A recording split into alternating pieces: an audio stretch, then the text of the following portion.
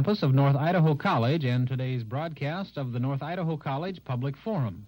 The crew is comprised of North Idaho College television students. Your moderator is North Idaho College political scientist Tony Stewart.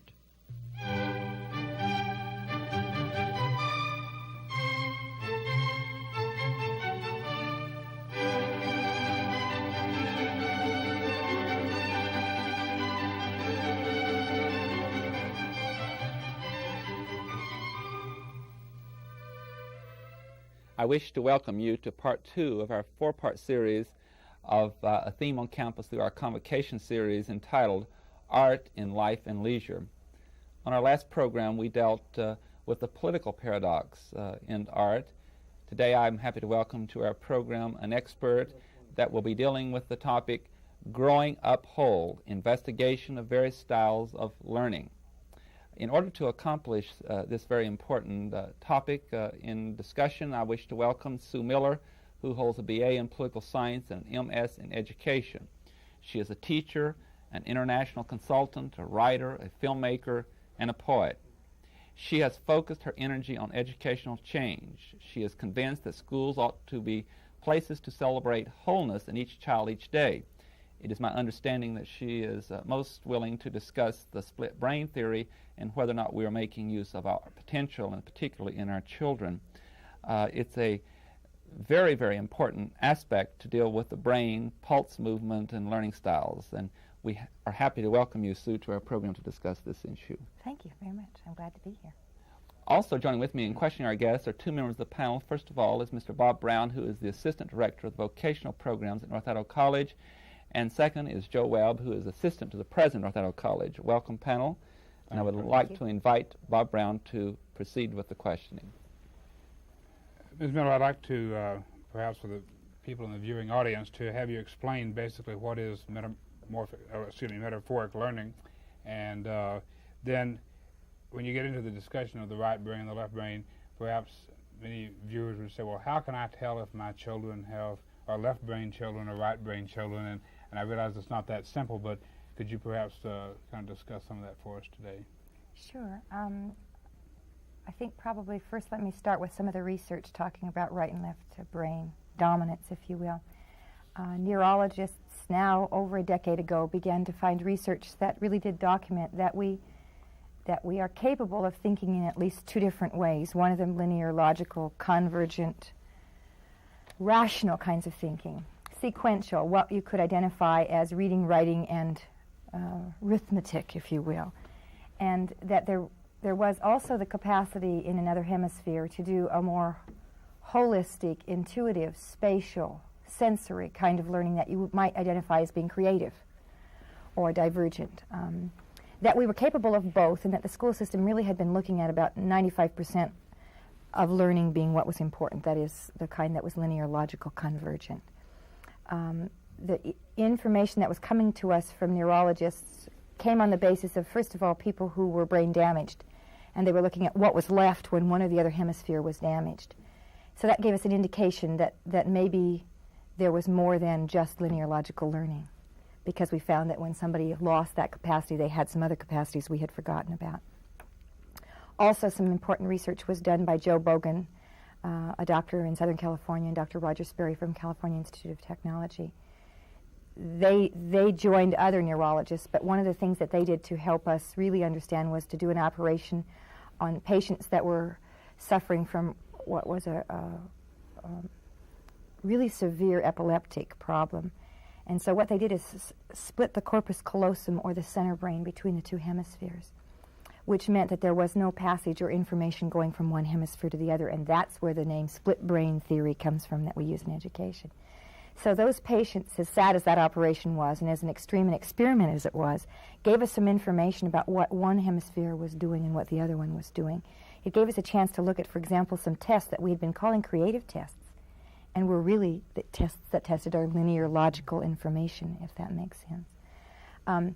More important than the oversimplistic idea of saying, is it right or is it left, would be the sense of, are there children who seem to understand life? Are there adults that seem to understand life in a non-structured, if you will, intuitive way, that gather their information or come to decisions more in a gut reaction or street smart sense, if that makes sense, or who are likely to come to a meeting and find the hole in the plan, if you will, the problem with it. They're going to diverge. They're going to be the ones that say, well, wait a second, I don't understand why you did it that way. Some more information about them. They also might be the kind of people who are less likely to know what time it is, even though the clock's right in front of them. They're more likely to get lost, if you will, in a subject matter. They are the quote-unquote artists who are drawing or painting or dancing, and suddenly almost a whole day has gone by. And they've had no biological needs. They're not hungry. They didn't need to see anybody. They seem to be absolutely, totally lost in what they were doing. We're all capable of doing each of those things: reading, writing, and arithmetic, and dancing, getting totally involved in something, and making intuitive choices. But it just, which one do you like to do or seem to go to naturally? And the school has been celebrating those people who go to organization, structure, being able to understand a sentence and therefore a paragraph and therefore read well. And we've either been ignoring or, worse yet, in a sense, punishing those who could not read well. And so at 7, we've been saying, you know, you are really not a very successful student, even though we don't use those words. We put them in a special reading group, and we say they have real problems. But we do not try to find out what it is they do well. And it is my sense that everyone has gifts. We just got to discover what they are. So for parents, sometimes those children, if you will, find themselves because they're the very ones that are having trouble in the system and seem to be totally disorganized or very slow at coming to something, and yet it is this other piece that we need to discover in them. That's my wife and I were discussing last night before the show today that we have what we have roughly done about as a right-brained child and a left-brained child, 2 daughters, and you know, it's like writing a letter to Dear Abby, or in this case, Dear Susan. What do we do?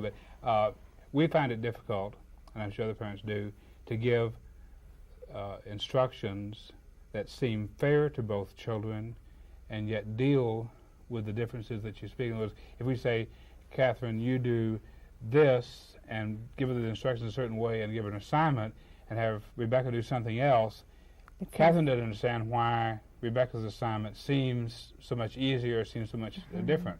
Do you have any suggestions? And that's always the problem of parenting and teaching. It reminds me, I don't know if I have a direct answer for that, but it reminds me of Toffler's discussion in The Third Wave, his new book, that the school system has been built on the factory model for the industrial society, and we have yet to change it, sadly enough. Hierarchical in structure, teaching people conformity, sameness, if you will, enhancing that very thing that we wish not to do. So from the very beginning, if we could teach children that there will never be an alikeness, that would be beautiful. If we said everyone will be treated as an individual, that's hard to do. It's harder for us because we've got to find fairness in the difference, in the divergence. But I know that there are at least strategies to do, even if the rules are the same, you know, the curfews or whatever it is that you're making rules. I've just completed a box of activities that I really did almost more for parents than I did for teachers, called The Whole Mind Works. That is that even at home we could be working with kids saying, you can too do this, and here's how different you are. And so some of the work we've been doing also is in learning style diagnosis, so that Rebecca, if you will know what the other sister does and how she does it differently, so that you'll get little tiny 6-year-olds saying, well, really, I'm this kind of learner. I learn better visually, and I have trouble with time. So I'm trying to work on it in the following ways. And you'll get little kids who'll say that. How beautiful, because they will be lifelong learners. They've taken it into their own consciousness, how it is that they're different, and that's a celebration in itself. Just recognizing it, even if you don't always have the right answer. Recognizing is to me, the first and giant step to do. You know, they are different, and there's going to have to be some difference in the rules and in the teaching process. Thank you. Joe Webb.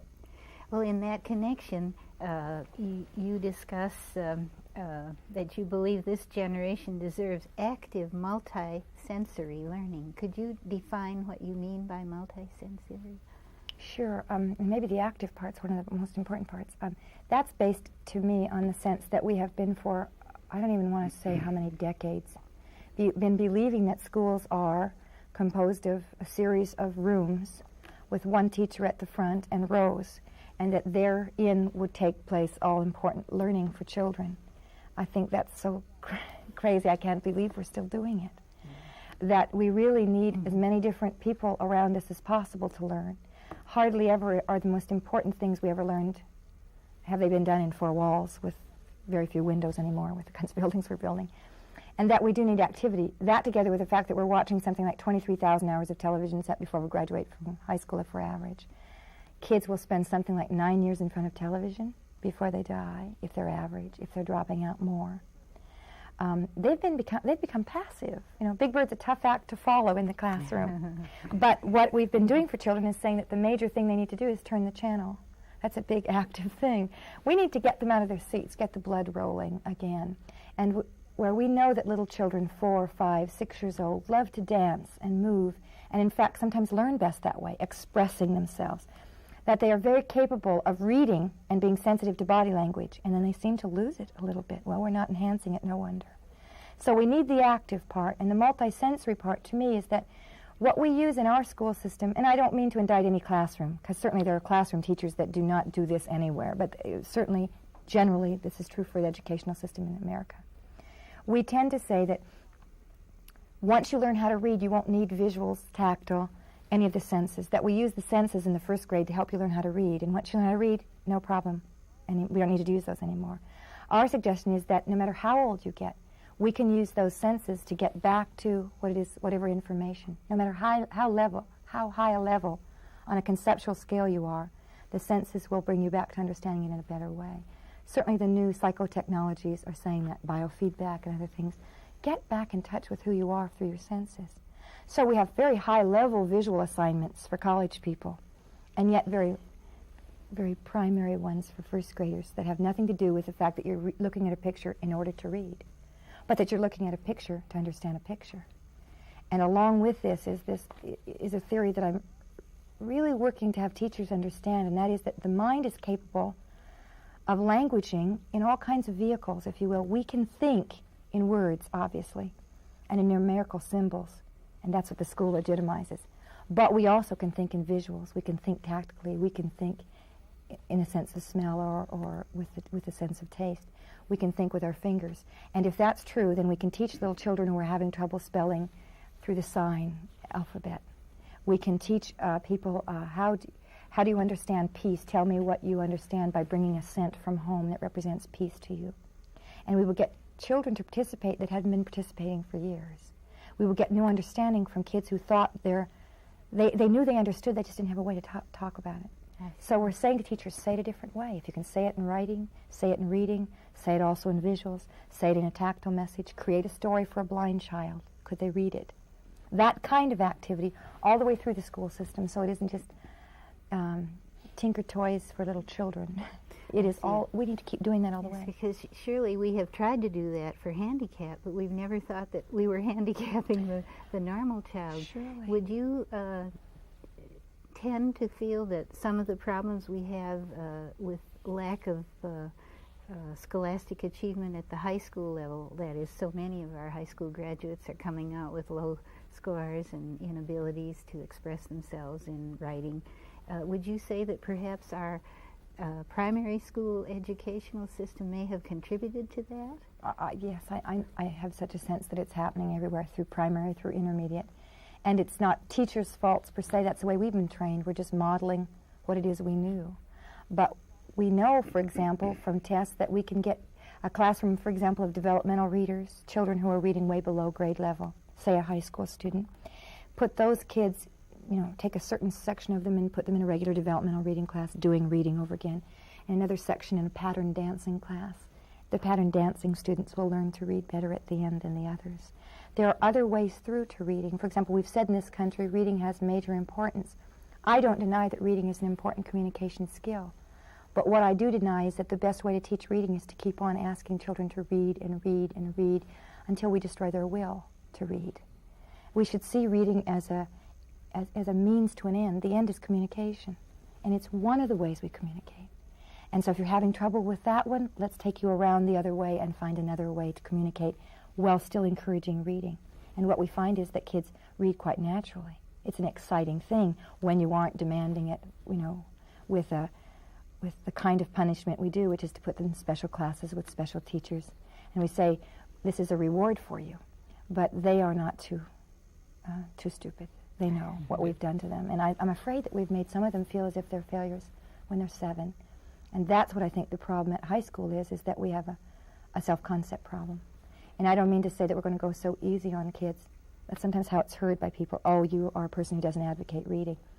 I will put my statistics, which we've been taking on for about 5 years in some of our projects, up against any reading program. And we will have readers, and we will have people who know math inside out, but we will do it in a way that celebrates learning instead of punishes them. Ladies and gentlemen, if you've joined our program in progress, our guest today is Sue Miller. She is a teacher, international consultant, writer, filmmaker, and poet. She has been the director of program development at Gresham, Oregon School District, dealing with learning processes and teaching the whole person rather than a portion. Sue, I'd like to continue the questioning with a statistic that I have that I'm sure that you can share some insight with us. Psychologists tell us that when we talk about the entire brain, that we use about 10% of our brain capacity. Now you're indicating that when you have the split brain, that in one section we're having even less. So can you break this down in another statistic? If we're only using 10% entire capacity, how do we... One wonders what we're also losing, and I'm not sure I have... In other words, what I'm trying to say, even in the portion that we use most, even that's a small percentage of the capacity of that portion of the brain. Is that correct? That's absolutely correct. Some of the brain research that's being done right now is so exciting. It's on the frontier of where we should have been a long time in terms of learning. You think about teachers today, almost none of them have had any brain research background, for example, and that is what we believe where learning happens, so we better get on with it. Some of the research that's interesting about the brain, for example, shows first that we're not using the whole potential, any of the connections that we could be making. And further, one of my favorite quotes is by Donna Donnis, who works at MIT and also at Boston University. She suggested that if we were to learn to use the right hemisphere, that is to train ourselves in the same way we have well-educated ourselves in linear, logical kinds of thinking, if we'd done the same in intuitive, spatial kinds of techniques, that we would increase IQ exponentially. That we really do have children that are very wise, for example, and we haven't given them a chance to show how wise they are because we keep testing them in linear logical knowing and saying from that you must not be very bright. We now know that's not true, that all of us can be brighter. And even though Bob McKim, who writes with a smile a little bit in his book Experiencing Visual Thinking, he's from Stanford, that maybe the right hemisphere is atrophying for those of us who haven't used it. I refuse to believe that. We can go back and retrieve much of that information if just to fight the rational neurotic culture we live in, to say, yes, logical thinking is one way of thinking, and it's very important that we learn analytical thinking and that we know it well. But it is every bit as important that we know how to read, for example, and react to body language from someone else, that we be sensitive to it, that we learn to trust the inner instincts, which perhaps are operating on another medium, maybe energy waves. We don't exactly know the process of the right hemisphere. But being open to it, we know those among us who are using it and seem to be doing very well at it. Even if we were to develop the right portion as much as the left, even with both of them developed equal, we're still only a small percentage of the capacity. So what I'm trying to get at, we're just opening the door, aren't we, to the learning processes of what the human race could do or develop. And this is a cynical statement, but we certainly have a lot of room for improvement. We have a tremendous number of problems, and one of the themes of this particular convocation is that we're losing the game.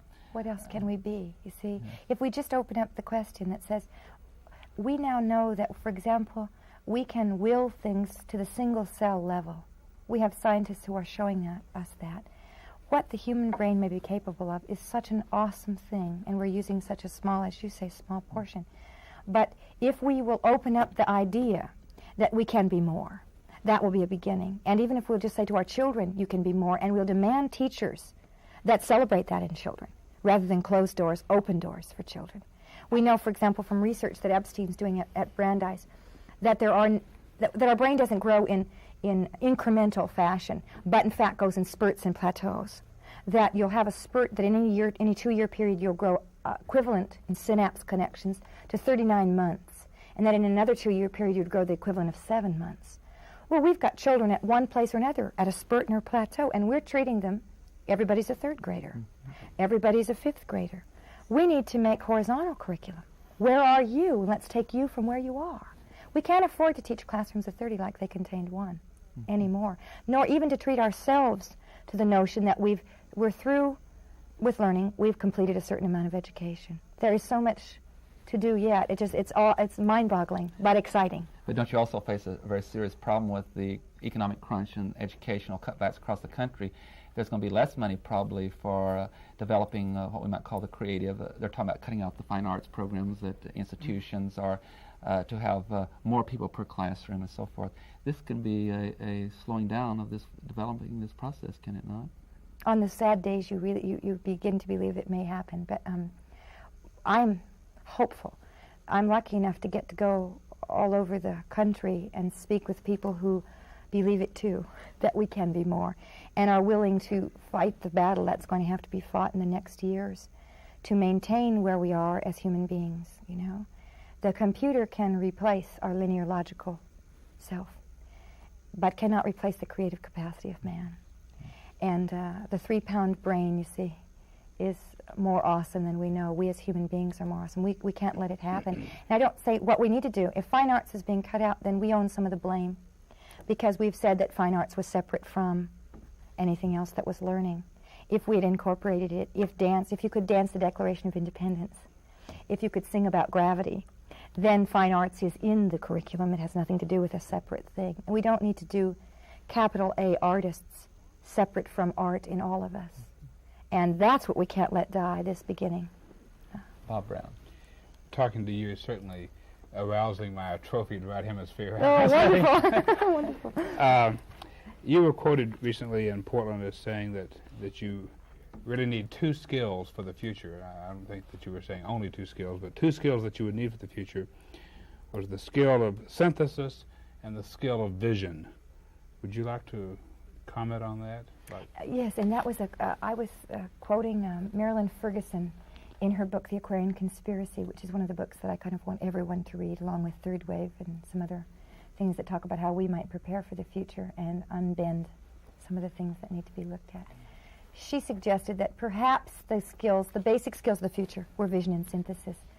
I have no question. I kind of like stand up and applaud when that's said. The right hemisphere is the pattern hemisphere, if you will. And I keep going back to that. That's oversimplistic. I need to say that. We need both sides of our brain to work and to be what we are.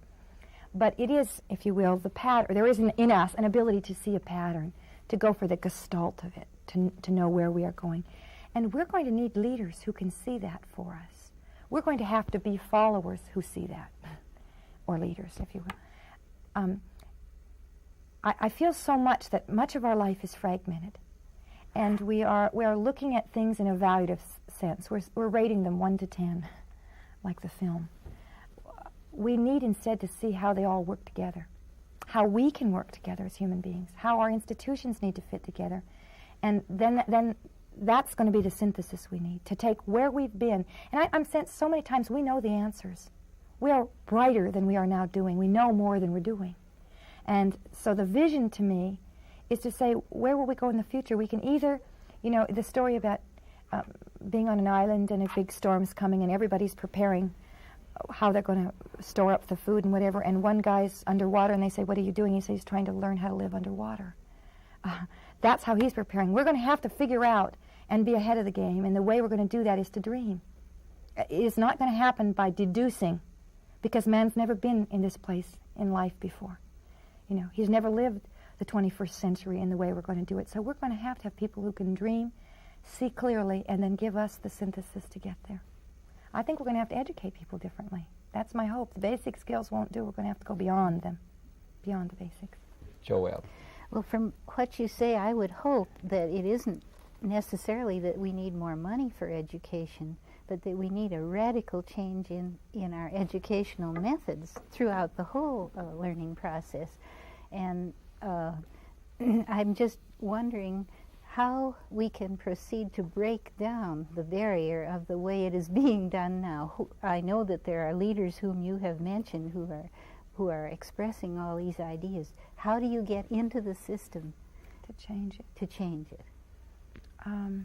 Well, as a whole answer, I think that we can get in the system. One of the things we're going to have to do realistically is work with teaching educational schools to teach method classes that are what we now know instead of what we did 62 years ago or however long ago. maybe it's a return to what was done a long time ago right. You see, we had one-room schools that were doing continuous progress and understanding science by going out in the woods. So maybe we need to return in some cases to the teaching that was done then, so that I shouldn't just say we're going to begin again. But the other thing I think I'm thinking right now, and I don't really know a ready answer, I know that we can do best changes by changing us. And so that, in the ripple effect, we need to start to widen our own view of what's acceptable so that we don't do to our kids and to our grandchildren what you didn't get this grade, what you didn't understand it in this way. A widening of what we think is acceptable. And if we would accept Ferguson's definition of what needs to be done, we need a paradigm shift. We need to know now that the information we have means that the paradigm that we used to use is no good anymore. We're going to have to move past it. And we've got parents, for example, there are parent groups now who are asking for my services, maybe more than teachers, saying, how can we do this with our children? If we do it with our children at home, we're going to put some impact on the school. We're going to force it. And the battle isn't over. We're going to have to fight it. And in some cases, teachers are going to have to let go of things like tenure, which is protecting people who don't see vision and synthesis as being important. And we're going to have to make some changes like that. And some of them are tough political choices. I think it's very important, though. Yes. I would like to follow up on that because you really triggered a thought in my mind. You indicated we have to make some changes in institutions of public education, such as tenure. Won't we have to expand on into the political world, too, and public policy? In our own society, I think that we have, through laws and policies in education and outside, been very strong conformists in our society. Mm-hmm. And we're going to have to allow a little more creativity, not a little, but much more creativity and individualism. Would you not agree with that? Absolutely. We're going to have to suggest that, for example, our notion that the artist was, and I just heard a conversation about 3 minutes before it came on the air, was the kooky one in the group. Oh, what an incredible statement that is, you see. Those people. Einstein is a good example, if you will. We see him as the scientist, but Einstein was the artist, you see, or he couldn't have come up with his theory of relativity. Bob Samples in his book, The Metaphoric Mind, suggests that Einstein called the right hemisphere, or the metaphoric mind, a sacred gift, and the rational brain a faithful servant, and that it was paradoxical in the context of modern life that we had begun to worship the servant and defile the divine. We had switched the two, if you will. He couldn't read very well in school. He was trained in the Pestalozzi School of Visuals. He had his theory of relativity come in a vision, in a sense, visually, and then transformed it to a mathematical language. We've got to create places where we can celebrate inventiveness. And I don't mean public invention, the first time it was ever done in the world, but the first time you ever did it. We're going to have to make classrooms climates for that, and families climates for that. And that means changing it. If politics really is the study of powers, so what we really mean is, where's the power? I must close. We're out of time. Sorry. Thank you so much. It's been most informative. Ladies and gentlemen, please be with us again next week when we continue the subject. Have a good week. I am Tony Stewart.